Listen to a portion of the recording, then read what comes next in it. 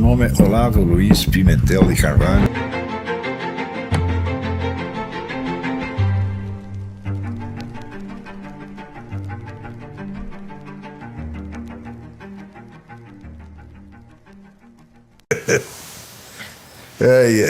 Nós estamos atravessando uma fase em que uma elite muito bem preparada e muito bem amparada financeira e politicamente criou do nada toda uma nova, um novo conceito de civilização e está implantando isto desde há mais de 50 anos mediante ações cujo sentido escapa geralmente à opinião pública. Este, vamos dizer, é o dado fundamental da nossa época. Quer dizer, a implantação do governo global é o centro, vamos dizer, da história mundial hoje. Essa coisa toda não é absolutamente secreta, seria impossível manter secreta uma operação deste tamanho, mas ela escapa do horizonte de consciência da população pela sua complexidade e justamente pela quantidade enorme de informações existentes a respeito. Por exemplo, se você for ler só o livro básico, vamos dizer, o que é o ABC da nova ordem mundial? É o livro do Carroll Quigley, Tragedy and Hope, que é um livro de 1.200 páginas, mas que só existe em língua inglesa, que eu saiba não há tradução alguma, né? Então, esse seria o começo, realmente é o ABC. Se você não lê o Tragedy and Hope, você não sabe o que está acontecendo, né? Mas este é só o começo, não está tudo ali. A bibliografia existente a respeito hoje é imensa, né? Então, por um lado é imensa e por outro lado é uma coisa que jamais já chamou a atenção do grande público. Isso sempre ficou restrito à atenção de um pequeno círculo de estudiosos, seja aqueles que participam do próprio projeto, seja aqueles que se opõem ao projeto. Então, essa coisa da nova ordem mundial de fato só é conhecida pelos seus adeptos e inimigos, pelo vasto público não, né? É como se fosse uma luta de boxe num estádio vazio. Só tem lá os dois lutadores e respectivos empresários, né? E as arquibancadas tudo vazio. Quer dizer, ninguém sabe que aquela luta está acontecendo. Então, este projeto, ele abrange... Às vezes a pessoa não entende direito. Porque a gente fala governo mundial... Bom, chamar esse projeto de governo mundial é uma metonímia.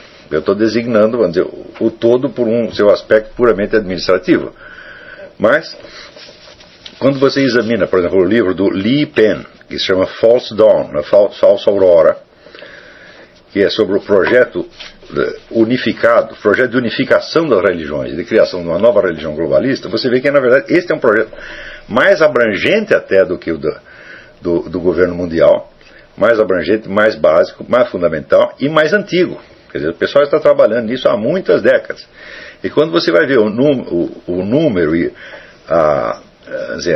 o tamanho das pessoas envolvidas, você vê que praticamente todos os últimos presidentes americanos dos últimos 40 anos tiveram de algum modo metidos nisso, todos eles. Tanto Clinton, quanto Bush, quanto o próprio Ronald Reagan e agora Obama, todos eles estão metidos, colaboram de alguma maneira. Algumas das entidades que estão por trás disso, como o famoso Lucis Trust, que na verdade era Lucifer Trust, depois foi mudado para Lucis Trust, que é uma entidade evidentemente satanista, né? O atual presidente da Heritage Foundation, Edwin Follner, era membro da Lucis Trust. Quer dizer, o representante do que seria o pensamento conservador cristão hoje era um dos criadores da nova religião global. Por isso vocês têm ideia de até onde vai o envolvimento nisso. Praticamente todos os grupos bilionários que controlam o sistema bancário, a indústria farmacêutica, petróleo, etc., estão todos metidos nisso. E realmente um projeto de você fundir, ele fazer um sincretismo e implantar uma nova religião mundial. A religião mundial, vamos dizer, que seria, a solução após um período de desespero causado pela voga ateística. Quer dizer, primeiro você espalha um ateísmo para todo lugar, a hora que o pessoal não aguenta mais, fala, não, vocês têm razão, né? Nós precisamos aqui pensar na salvação da alma, pensar no outro mundo e toma lá uma nova religião para você. Essa não é uma religião, é uma monstruosidade, quer dizer, é uma coisa assim, espiritualmente abominável e intelectualmente desprezível. Mas, para massas que ignoram tudo a respeito religiões comparadas, etc., vai ser até um projeto perfeitamente aceitável e vai parecer que é finalmente um período de paz, aqui todos nós vamos dar as mãos, né? Aqui está lá o padre oficiando a missa junto com o monge budista, né? Com o médium espírita, né? Com o pajé índio, olha que beleza, é a paz universal, né? Quer dizer, é uma coisa evidentemente farsesca. Este projeto, ele é até mais importante que o da nova ordem mundial, e ele vem sendo implantado assim a toque de caixa. Quer dizer, e uma das etapas disso é tornar proibitivo o exercício das religiões anteriores, especialmente o cristianismo, né? E você favorecer, vamos dizer, a troca de religiões nos países. Quer dizer, se você tem uma maioria cristã aqui, você vai tentar islamizar todo mundo, né? E onde você tem, por exemplo, a maioria budista, você praticamente proíbe o budismo, como aconteceu no Tibete, né? Então, após esse período de opressão das religiões, vai haver uma substituição. Nietzsche já dizia, você não vence completamente, senão aquilo que você substitui. Quer dizer, não basta você derrubar o outro, você precisa tomar o lugar dele. Não é isso? Esse projeto está em andamento. Ora, essa coisa influencia, vamos dizer, todas as universidades do mundo, toda a rede de ensino, toda a rede médica, todas as entidades de assistência psicológica, psiquiátrica, etc., etc., a educação infantil e, enfim, a vida dos lares e a alma de cada um. Muitas pessoas hoje têm pessoas que estão entre 20 e 30 anos, têm a sua alma inteirinha formada à luz desses novos valores e símbolos, e elas não têm consciência. Mesmo quando elas estão contra essas coisas, conscientemente não gostam, né? Não adianta você não gostar de uma coisa se a sua alma está viciada naquilo e, sobretudo, você não consegue conceber uma outra alternativa. Tá certo? Então, o nosso projeto aqui é de tentar tirar um certo número de pessoas dotadas, pessoas inteligentes e de boa índole, tentar tirá-las fora dessa nova cultura para que elas possam observar isto de fora e de cima e exercer ali uma análise crítica. Para você poder analisar, a primeira coisa, você vai ter que se desidentificar daquilo. E isto é um trabalho não só de estudo, mas é um trabalho de autoconsciência, um trabalho de autoanálise e de autocrítica, por assim dizer, embora essa palavra tenha uma tradição abominável, né? Você vai ter que examinar a presença dessa cultura, não em torno, não no meio onde você está, mas na sua própria psique, ou seja, onde é que você está sendo moldado para agir desta maneira.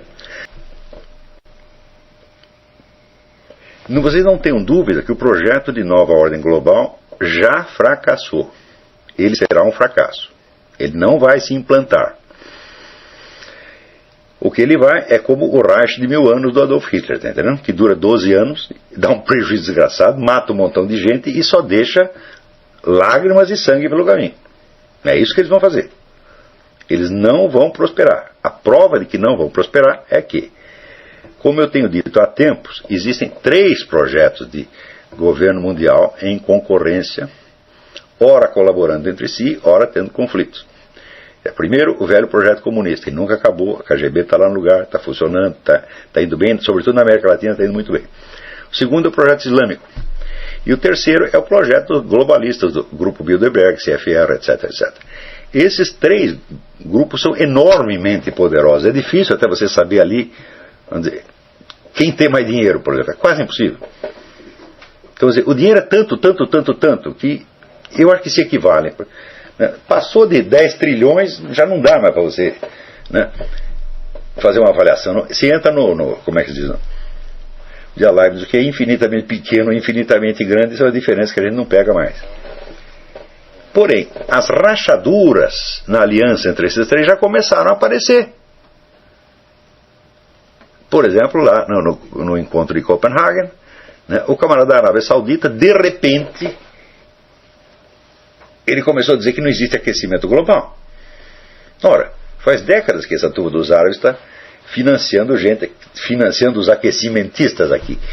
E se eles fizeram as contas e viram que esse negócio é prejudicial para eles? Né? Então mudaram de ideia de repente.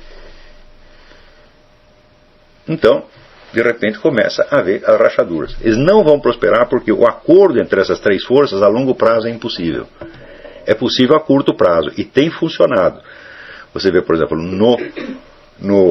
na Inglaterra, né, o príncipe Charles, que é um membro do Bilderberg, que portanto é um globalista ocidental, né, ele é o maior protetor dos muçulmanos na Inglaterra. E ele próprio está profundamente comprometido com isso, porque ele é um discípulo do falecido Sheikh Abu Bakr Sirajuddin, que é um indivíduo que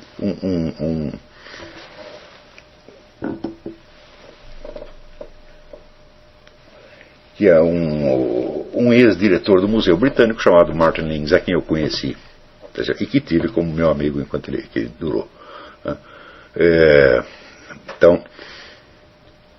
Então ali é uma colaboração estreita entre globalismo ocidental e Islã, mas de repente um pode pisar no calo do outro, né?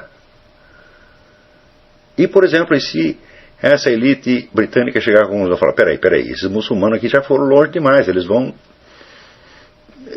nos derrubar, daí acabou a aliança. Na França isso já está acontecendo. A hostilidade para com os muçulmanos é crescente na França. Primeiro os franceses abriam todas as pernas, abriam as pernas e braços, né? Porque tudo que é anti-americano o francês adora. Tá, manda vir os muçulmanos. Opa! De repente começaram a achar ruim. Não é isso? Né? E os judeus, que são os maiores cretinos de todos, que sempre apoiam tudo que é contra eles mesmos. Né? Deram dinheiro para tudo quanto é movimento de esquerda, o movimento de esquerda apoia os árabes, e os árabes saem batendo em judeu na rua de Paris.